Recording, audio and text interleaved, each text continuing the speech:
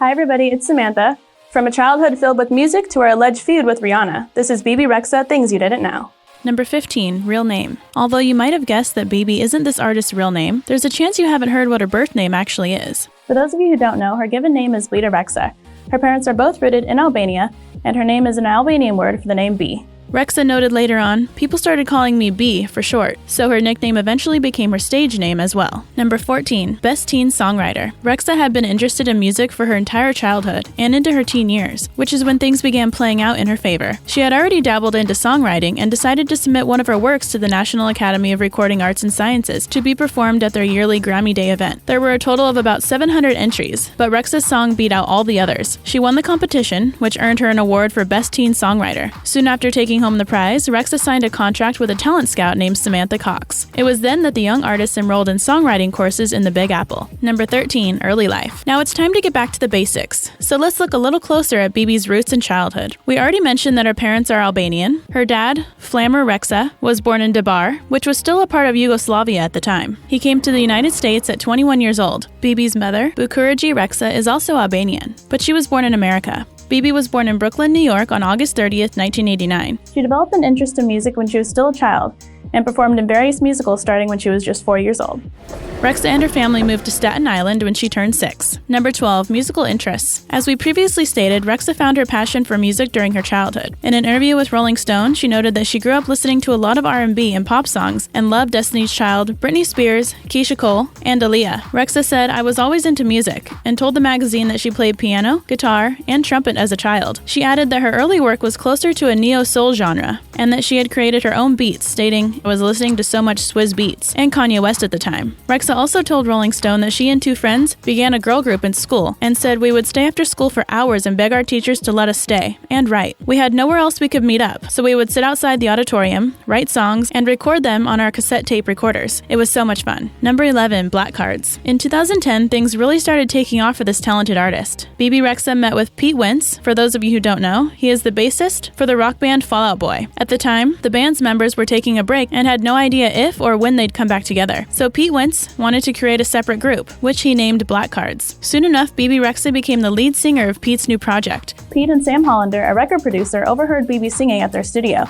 and needed her talent for her vocals. Their guitarist was Nate Patterson, and their drummer was Spencer Peterson. Wentz didn't want the Black Cards sound to be similar to Fall Out Boy's and thought the addition of a female singer would help gear the music toward his goal. He wanted to incorporate various genres, like reggae, dance, and 80s British pop and rock to create something brand new. Their first album was supposed to come out in the summer of 2011 and feature artists like Neon Trees. Pete even noted that May that they had the entire record completed. However, Nate Patterson was fired from Black Cards in August 2011, and the release was delayed. Then in 2012, Bebe left the group to pursue a solo career. Later on, during the interview with Rolling Stone, she noted that her time with the Black Cards was a crazy experience, stating, "All the time I thought music was literally just writing songs and performing them. My first time leaving the country alone was when I was 19, and we went to Dubai because we had a festival. That was really scary for me, but that's when you really learn instead of people telling you what will happen." Number 10, Warner Brothers. About a year after officially leaving Black Cards, Bebe signed on with Warner Brothers Records, and her solo career took off, especially because she was already an established songwriter. In 2014, she released her first single, "I Can't Stop Drinking About You," which made it to number 22 on the top Heatseekers Billboard chart. The song's video was released that August, and its artistry was inspired by movies like Girl Interrupted. About a month later, Elvis Duran named Bebe Artist of the Month. She was also featured in Pitbull's song "This Is Not a Drill" in November 2014. That December, she released an additional 2 singles, "Gone" and "I'm Gonna Show You Crazy." In May 2015, she put out her first EP title, "I Don't Wanna Grow Up." Number 9, Stalker. With fame comes some really strange fans, and Bebe Rexha wasn't an exception when one of her admirers became a bit creepy. Rexha explained to GQ, "One time I was at a hotel and I got a phone call from a fan who wanted a t-shirt signed from me. This girl figured out where I was staying and my room, even though I didn't have my room under my name. I offered to send her one, but then she told me she was actually in the lobby. She said she would come up to my room. I was freaking out. I sent someone to the lobby to give it to her. This is edging on Stephen King's Misery, wouldn't you say? Okay, well maybe not quite so bad. Number 8, Boss Lady. During her interview with Rolling Stone, Rexha got into details about a time when she was belittled by a male that she was working with. She told the magazine that she was having difficulty with a program called Pro Tools, which she was very familiar with because she'd been using it since her teenage years. Rexha said, "I remember being in the session and I said, 'Hey, why don't you do this?' And he shushed me like I was nothing. So I got up and bleeping left. He was a really big artist at the time, but I refused to be around a man who made me feel small. Go Bebe." Number 7, Big Brother. Bebe Rexha has performed on numerous shows, including The Tonight Show starring Jimmy Fallon and Jimmy Kimmel Live, but she also performed on Big Brother 20 in 2018. The private concert was exclusively for the house guests, and the first song she sang was "I'm a Mess." The single had been outside of the top 25 United States iTunes sales chart. However, after the episode came out, it was all the way up to number 3. Don't forget to subscribe. Number 6, Nick Jonas. In 2015, Bebe Rexha went on her tour with former Jonas Brothers member for his Nick Jonas Live in Concert Tour, which started in August of that year in the Dominican Republic and ended in October in San Francisco, California. She was its opening act for the shows in North America. Rexha told Music Choice in 2015, "It's kind of crazy because I met Nick at a show a couple of months ago, and I was like, he's so incredible. I wish I could collaborate with him. And here I am going on tour with him, about to tour the whole country, and I also have a song on his new album, which I'm so excited about. It's going to be an amazing fall." More recently, around May 2018, there were some rumors floating around that Bebe and the Jealous singer might have been romantically involved. They were seen getting dinner together after performing on American Idol. However, there is nothing proving these two are together. Number 5, Debut Single. We mentioned briefly that Bebe's first single was "I Can't Stop Drinking About You," which released in 2015. You might have guessed by the song's title that it is about a breakup she went through. She was dealing with the sadness of a broken heart by drinking like so many of us do. Rexha told Nylon magazine, "I felt deep for this guy who told me that he was in love with me, but that he couldn't be with me because he was still in love with his ex. I poured my heart out and he still chose her. So this one night, I went to the bar to try and get him off my mind. He wouldn't stop calling my phone and texting me to apologize. I finally answered my phone and told him to leave me alone because I was too busy drinking about him." Number 4, Writer. We already stated that Bebe Rexha was an established songwriter before her singing career took off. You'd probably know a lot of the songs she worked on but had no idea she was the master behind these hits. In January 2015, she wrote "Me, Myself, and I" for G-Eazy. It got to the Billboard Hot 100's number 7 spot. However, it was initially titled "I Don't Need Anything" and was supposed to be one of her singles. Other songs Bebe Rexha has also helped write include "Like a Champion" by Selena Gomez, "Team" by Iggy Azalea, "Under You" by Nick Jonas, "All Hands on Deck" by Tinashe, and many, many more. Number 3, The Monster. Another song that Bebe helped write was Eminem and Rihanna's "The Monster," which was featured on the Lose Yourself rappers album, the Marshall Mathers LP2. The single topped the US Billboard Hot 100 chart, as well as their Hot R&B and Hip Hop Songs chart. The Monster also won a Grammy at the 57th Grammy Awards ceremony for Best Rap Sung Performance. Although Rihanna sang the main portion of the chorus, Rexha was the one hitting the high notes in the background. When she revealed this to the public, it caused controversy. She allegedly told her fans that Riri couldn't sing those notes during a concert.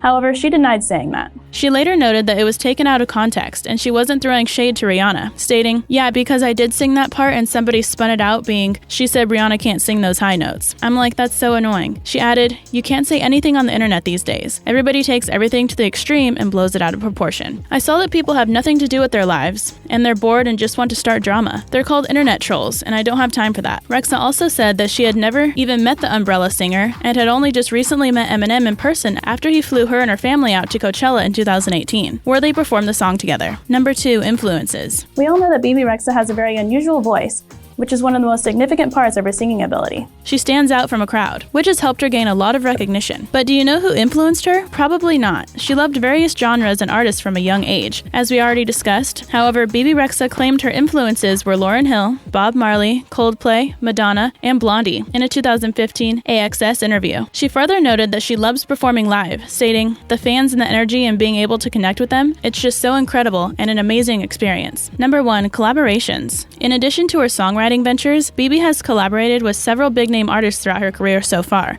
In March 2016, she met Nicki Minaj's manager and asked if she would be willing to contribute on one of her songs, and Nicki agreed. No Broken Hearts came out that March, featuring the Anaconda singer. A year later, Rexha got together with Martin Garrix, a Dutch DJ and producer, and they released the single In the Name of Love, which peaked at number 24 on the Billboard Hot 100. That November, she hosted the EMAs in Rotterdam and performed various songs including I Got You in July 2017. Louis Tomlinson released the song Back to You, which Rexha was featured in. In October of the same year, Bebe came out out with Meant to Be, which features the country duo Florida Georgia Line. She said during an interview with Billboard, "I have always respected the country genre, and I knew of country artists that had crossed over to the pop side. I never thought a New York girl would have a country hit, but I guess it goes to show you that some things are just meant to be." Today's comment comes from 'Cause I'm Cute from our The Truth About Nicki Minaj video.